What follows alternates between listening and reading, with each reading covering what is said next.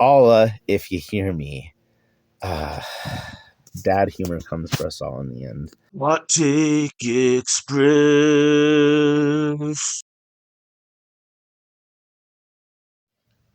So I got to tell you something. I got so tired of all of this not being a greenhouse yet. All of this, you've seen it in other videos, that I decided to just go ahead and make one.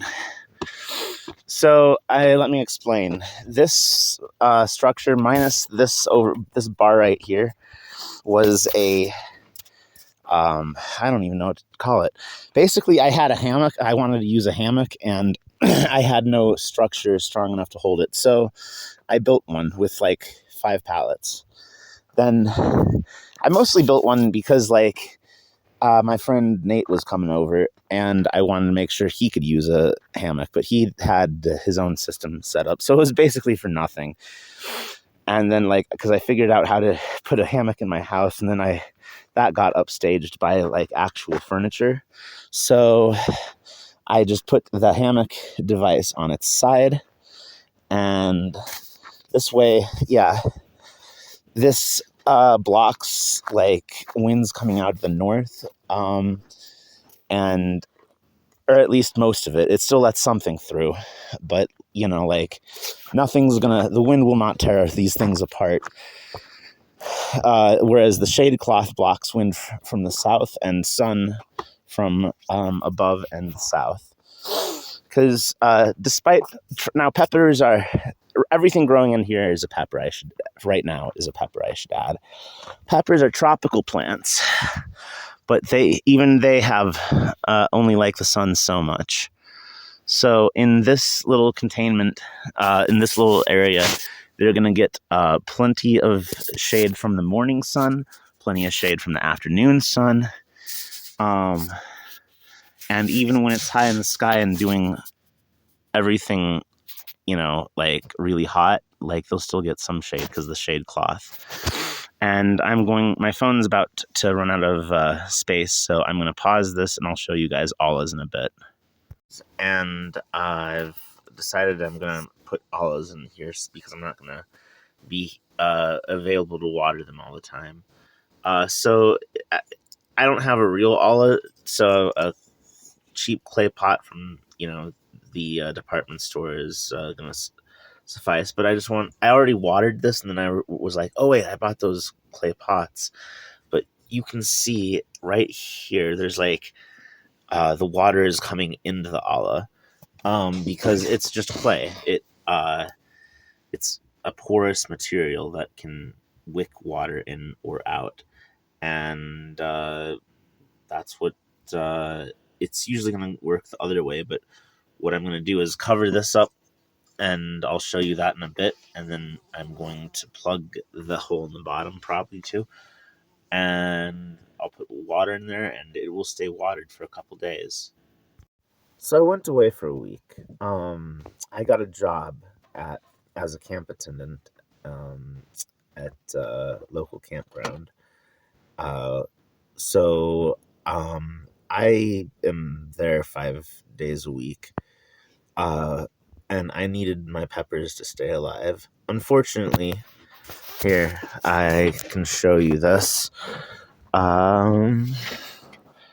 My tomato starts biffed it. I just waited too long to plant them out.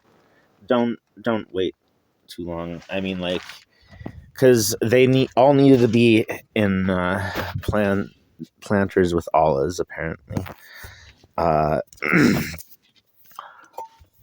These little guys. I needed to plant those out quicker, but I still did have quite a few planted out. They're just all peppers. So I'm going to be putting up a bunch of peppers this year, but that's fine. I am going to take you out here real quick and show you what the peppers look like. So between the shade cloth and the mulching of the soil, and the Ollahs, They all made it, except for I think one of them got eaten by the rodents. I can't help that, but that's okay because I've got so many more doing great. Oh, hey, that's already got yellowing foliage. But I'm gonna give them like one more good water before I go. Yeah, just and I water like I fill the Olla, and then I water once outside. That way, there's plenty of moisture to go around. And it's real simple. Just slide to refill this. You just slide that a couple centimeters. I don't have to worry about that one now. I was getting like calculating how many pots I was going to need back when I thought I was going to have a tomato crop. So I doubled this up, and that's probably going to slow them. But we're still doing all right. And these ones over here are the jalapenos.